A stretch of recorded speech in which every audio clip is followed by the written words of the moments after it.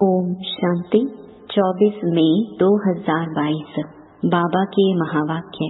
मीठे बच्चे, बाप ही सतगुरु के रूप में तुम बच्चों से गारंटी करते हैं, बच्चे मैं तुम्हें अपने साथ वापस ले जाऊंगा। यह गारंटी कोई देहधारी कर न सके। प्रश्न, तुम बच्चे यह कथा जो सुन रहे हो यह पूरी कब होगी? उत्तर, जब तुम फरिश्ते बन जाएंगे। कथा सुनाई जाती है पतित को, जब पावन बन गए तो कथा की दरकार नहीं। इसलिए सूक्ष्म वतन में पार्वती को शंकर ने कथा सुनाई, यह कहना ही रॉन्ग है। दूसरा प्रश्न, शिव बाबा की महिमा में कौन से शब्द राइट हैं, कौन से रॉन्ग? उत्तर, शिव बाबा को अभोक्ता, असोचता, करण करावनहार कहना राइट है, बाकी अकर्ता कहना राइट नहीं, क्योंकि वह पतितों को पावन बनाते हैं। गीत, छोड़ भी दे आकाश सिंहासन, अब धरती पर आ जावे। ओम शांति। यह है बच्चों की पुकार कि बाबा अभी आ जाओ, क्योंकि हम फिर से रावण के राज्य में दुखी हैं। फिर से माया का परछाया पड़ गया है, अर्थात 5 विकार रूपी रावण ने हमको बहुत दुखी किया है। रिस्पॉन्ड में बाबा कहते हैं, हाँ बच्चे, यह तो मेरा नियम है, यह जरूर आ करके ही कहेंगे ना। हाँ बच्चे, जब जब धरती पर भारतवासी बिल्कुल ही भ्रष्टाचारी दुखी बने हैं, कितने गुरु करते हैं सदगति के लिए, परंतु वह किसी की सदगति तो करते नहीं। सभी अंधों की लाठी तो एक प्रभु ही है। पहले पहले बाप जन्म देते हैं, अर्थात एडॉप्ट करते हैं, गुरु सदगति करते हैं। अभी ना कोई सदगति करते हैं, ना कोई बाबा है। अभी तुम कहते हो परम पिता परमात्मा हमारा बाबा भी है, गुरु भी है। उस एक को ही सतगुरु, सत बाबा कह सकते हैं। वह है सत बाबा, उनको सुप्रीम कहा जाता है। सतगुरु भी है, साथ में ले जाते हैं। गारंटी है, और कोई गुरु गारंटी कभी नहीं करेंगे कि हम तुम आत्माओं को वापस ले जाऊंगा। वह जानते ही नहीं। यह है सब नई बातें। तुम जब इनको देखते हो तो बुद्धि में याद शिव को करना है। वही बाप टीचर गुरु है। मनुष्य कोई गुरु करते हैं व टीचर करते हैं तो उनके शरीर को ही देखते हैं। आत्मा ही भिन्न शरीर धारण कर भिन्न भिन्न नाम रूप देश काल में जाती है। अच्छा, बाबा तो एक है और एक बार आते हैं। वह तो पुनर्जन्म नहीं लेते। संस्कार तो आत्मा में है। वह जब शरीर धारण करेगी तब वर्णन होगा ना। तुम बच्चे बाप की महिमा गाते हो, वह निराकार है, कभी साकार शरीर लेते नहीं हैं। शिव का अपना शरीर तो होता नहीं, परंतु ज्ञान का सागर पतित पावन है, सतगुरु है, बाबा भी है, राजयोग भी सिखाते हैं। जो ब्रह्मांड का, सारे विश्व का मालिक है, वही स्वर्ग का मालिक बनाएंगे ना। शरीरधारी तो बना न सके। सिवाय बच्चों के बाप को कोई जानते नहीं। तुम कहेंगे परमात्मा हमको पढ़ाते हैं, तो कहेंगे यह तो कोई शास्त्रों में नहीं है कि निराकार परम पिता परमात्मा शरीर में आते हैं। अरे, शिव जयंती गाई जाती है, गीत में भी कहा रूप बदल कर आओ। तो वह किस शरीर किस रूप में आया? तुम्हारा तो यह है कर्म बंधन का शरीर। अच्छे कर्म से अच्छा पद, बुरे कर्म से बुरा पद मिलता है। इनके लिए तो ऐसा नहीं कहेंगे। मनुष्य तो पुनर्जन्म जरूर लेते हैं, बाप नहीं लेते। उसने इस शरीर में प्रवेश किया है। बताते भी हैं शिव बाबा ब्रह्मा द्वारा स्थापना करते हैं। शिव तो निराकार हुआ, ब्रह्मा द्वारा कैसे करते हैं? क्या ऊपर से प्रेरणा देते हैं? पतित दुनिया में आते हैं तो किस शरीर में आवे? जो राजयोग सिखावे। तुम बच्चे जानते हो बाबा आया हुआ है, हम उनसे सुनते हैं। वह इस ब्रह्मा मुख से सुनाते हैं और सब देहधारी गुरु का नाम बताएंगे। तुम जानते हो निराकार शिव हमारा बाबा है। पहले तो बाबा जन्म देने वाला चाहिए ना। शिव बाबा प्रजापिता ब्रह्मा द्वारा एडॉप्ट करते हैं। प्रजापिता को कुख से तो इतने बच्चे हो ना सके। प्रजापिता ब्रह्मा के तो अथाह बच्चे हैं। ब्राह्मण कुल बहुत बड़ा है। जो ब्राह्मण फिर देवता बनेंगे। जब देवता बनेंगे तो एडॉप्शन नहीं होगी। एडॉप्शन अभी है। कितने ब्राह्मण हैं। बच्चे जानते हैं हम शिव बाबा के पास आए हैं। वही नॉलेजफुल है। कहते हैं मैं तुम बच्चों को ही यह नॉलेज सुनाता हूँ। मेरा अपना शरीर तो है नहीं। शिव जयंती मनाते हैं परंतु कैसे शिव बाबा आया यह कोई नहीं जानते। कहते भी हैं शिव रात्रि। रात्रि में कृष्ण का भी जन्म दिखाते हैं। शिव जयंती के बाद फट से श्री कृष्ण का जन्म होता है। शिव का जन्म तो है संगम पर। ब्रह्मा की रात पूरी हो फिर दिन शुरू होता है। उसी संगम पर बाप आते हैं। यह है बेहद की रात्रि, वह है हद की। आधा कल्प दिन आधा कल्प रात। भक्ति मार्ग में धक्के ही खाते रहते हैं। भगवान मिलता नहीं तो अंधियारा ठहराना बिल्कुल ही बुद्धिहीन है। गाते हैं परम पिता परमात्मा ऊपर है, फिर कहते हैं तीर्थ यात्रा पर भी भगवान मिलेगा, दान पुण्य से भी मिलेगा। कितना समय तुमने धक्के खाए हैं। अनेक मतें हैं, इसलिए कहा जाता है भक्ति मार्ग है ब्रह्मा की रात। धक्के खाते खाते दुर्गति को पाकर पाप आत्मा बन पड़ते हैं। विकार से पैदा होने वालों को ही पाप आत्मा कहा जाता है। तुम ऐसे तो नहीं कहेंगे कि श्री कृष्ण कोई विकार से पैदा हुए? नहीं, वह तो योग बल से पैदा होते हैं।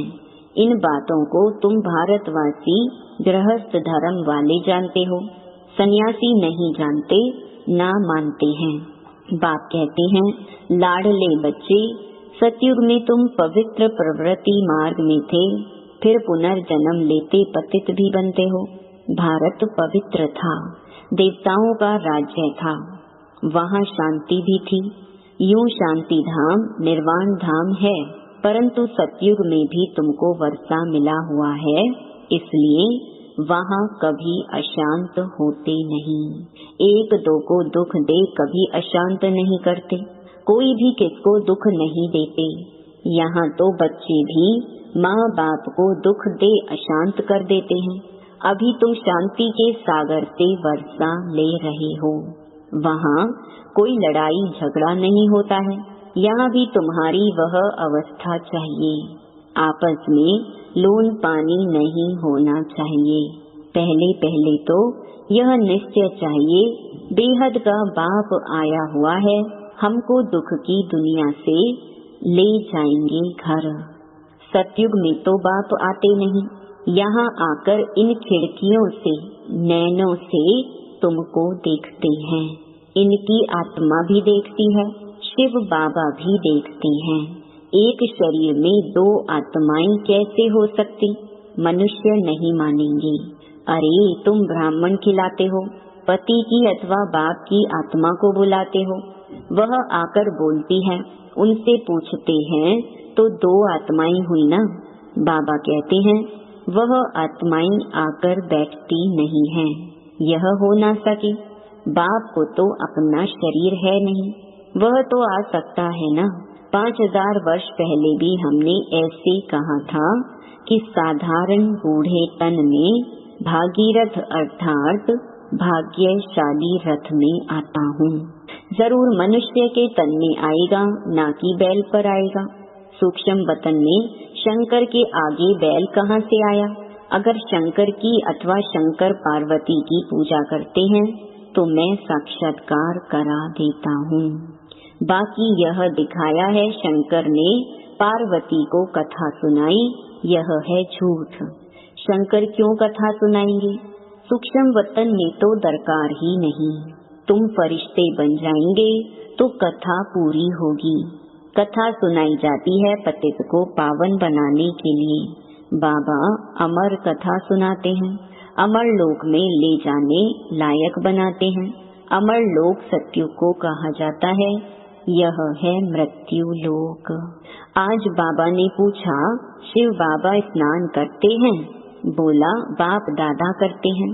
हमने कहा, स्नान तो दादा करते हैं ना, शिव क्यों करेगा? उनको थोड़े ही पाखाने में जाना है जो स्नान करे। शिव तो अभोक्ता है ना, यह समझ की बात है ना। वह थोड़े ही अपवित्र बनते हैं जो स्नान करेंगे, वह तो आते ही हैं पतितों को पावन बनाने। करण करावनहार अभोक्ता असोचता है, अकर्ता कहना रॉन्ग हो जाता है। पतितों को पावन करते हैं ना, करण करावनहार है। खांसी हुई, इनकी आत्मा का यह शरीर रूपी बाजा डिफेक्टेड हो गया, तो शिव बाबा क्या करेगा? तुम ऐसे नहीं कहेंगे कि शिव बाबा के बाजे में डिफेक्ट हुआ। नहीं, यह शरीर उनका नहीं, लोन लिया हुआ है। लोन ली हुई चीज टूट जाती है तो धनी की टूटेगी ना। शिव बाबा इस शरीर का धनी नहीं, धनी तो यह ब्रह्मा है, उसने यह किराए पर लिया है। यह भाग्यशाली रथ है, बैल एक ही है। फिर गौमुख भी कहते हैं। बाबा कहते हैं, बरोबर कोई कोई बच्चियां इतनी होशियार नहीं है, किसको उठाना है तो मैं बच्चों में जाकर उठाता हूँ। पतित दुनिया में, पतित शरीर में तो आना ही होता है, तो किसका कल्याण करने के लिए भी बच्चों में प्रवेश करता हूँ। बच्चे नहीं समझेंगे, उनसे भी वह सुनने वाले बड़े तीखे हो जाते हैं। यह बाप की मदद मिलती है। एक तो निश्चय बुद्धि है, दूसरा फिर दृष्टि मिलती है। बाबा कहते हैं, मैं प्रवेश कर सकता हूँ, ऐसे नहीं मैं सर्वव्यापी हूँ। मुझे बहुरूपी क्यों कहते हैं? जो जिसकी पूजा करते हैं उनका साक्षात्कार कराता हूँ। साक्षात्कार में ऐसे देखते हैं कि जैसे सामने आ रहे हैं। विष्णु का साक्षात्कार होता है, विष्णु चैतन्य हो जाता है, माथे पर हाथ रखते हैं, कहते हैं मुझे चतुर्भुज का साक्षात्कार हुआ, परंतु उनसे फायदा क्या? कुछ भी नहीं, सिर्फ दिल खुश हुई, मुझे भगवान का दीदार हुआ। भक्ति में दीदार बहुत होते हैं, परंतु इससे सदगति को नहीं पाते हैं। जबकि गाते हैं सदगति दाता पतित पावन एक है। विष्णु नहीं हो सकता, वह बाप थोड़े ही होंगे। बाप एक है, फिर उनका बच्चा भी एक है, प्रजापिता ब्रह्मा। ऐसे कभी नहीं कहेंगी प्रजापिता विष्णु व शंकर। प्रजापिता एक, फिर उनसे ब्राह्मण एडॉप्शन होती है। बच्चे जानते हैं हम पहले ब्राह्मण बनते हैं, फिर देवता बनते हैं। ब्राह्मणों की माला एक्यूरेट बन न सके क्योंकि अदल बदल होती रहती है। कोई गिरते कोई मरते रहते हैं, फिर क्या करेंगे? उनको निकाल देंगे। रुद्रमाला अंत में ही एक्यूरेट बनेगी। यह मीठी मीठी बातें बाप ही सुनाते हैं और कोई को पता ही नहीं है। कितने हैं जो कहते हैं, हे राम जी संसार बना ही नहीं है। अब रामचंद्र तो यहाँ से प्रालब्ध ले जाते हैं, त्रेता में जाकर राजा बनते। उनको फिर अज्ञान कहाँ से आया? जो वशिष्ठ उनको ज्ञान दे कि संसार बना ही नहीं है। यह सृष्टि का चक्र है। सभी बातों में मूंझे हुए हैं, कोई भी नहीं जानते हैं, ना समझ सकते हैं। शिव बाबा को ही गुम कर दिया है। शिव जयंती मनाते भी हैं, परंतु समझते नहीं। श्री कृष्ण ही सांवरा बनता है। बाबा आते भी तब हैं जब इनको सांवरे से गोरा बनाना है। शिव जयंती के बाद झट श्री कृष्ण का जन्म होता है। शिव बाबा आकर राजयोग सिखाते हैं। किसको?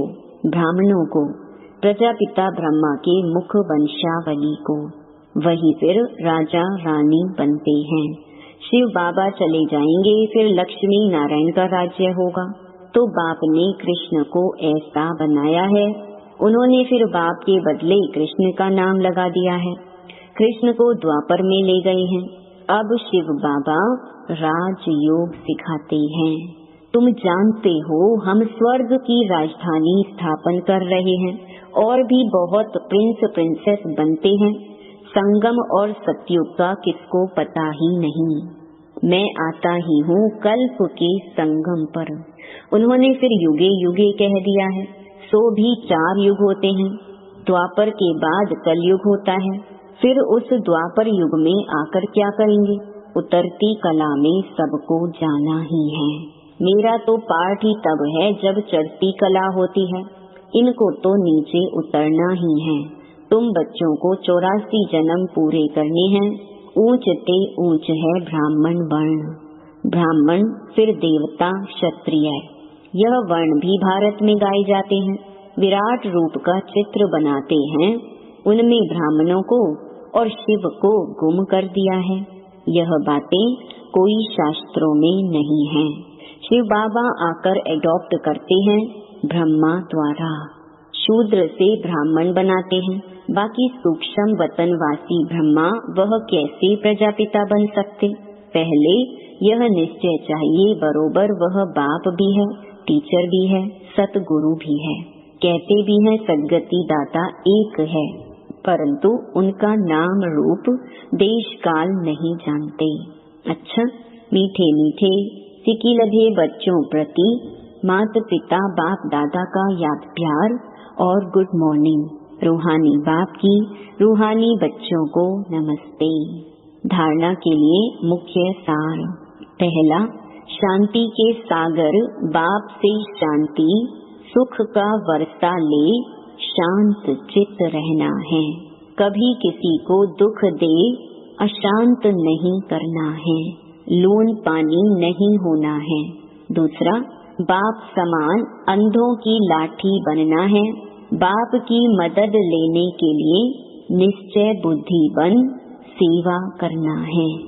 वरदान, एक के पाठ को स्मृति में रख तपस्या में सफलता प्राप्त करने वाले निरंतर योगी भव। तपस्या की सफलता का विशेष आधार व सहज साधन है।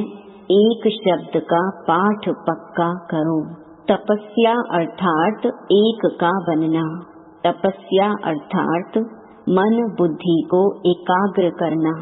तपस्या अर्थात एकांत प्रिय रहना। तपस्या अर्थात स्थिति को एकरस रखना। तपस्या अर्थात सर्व प्राप्त खजानों को व्यर्थ से बचाना, अर्थात इकोनॉमी करना। इस एक के पाठ को स्मृति में रखो तो निरंतर योगी सहज योगी बन जाएंगे। मेहनत से छूट जाएंगे। स्लोगन, आज्ञाकारी वो हैं जो मन और बुद्धि को मनमत से सदा खाली रखते हैं। ओम शांति।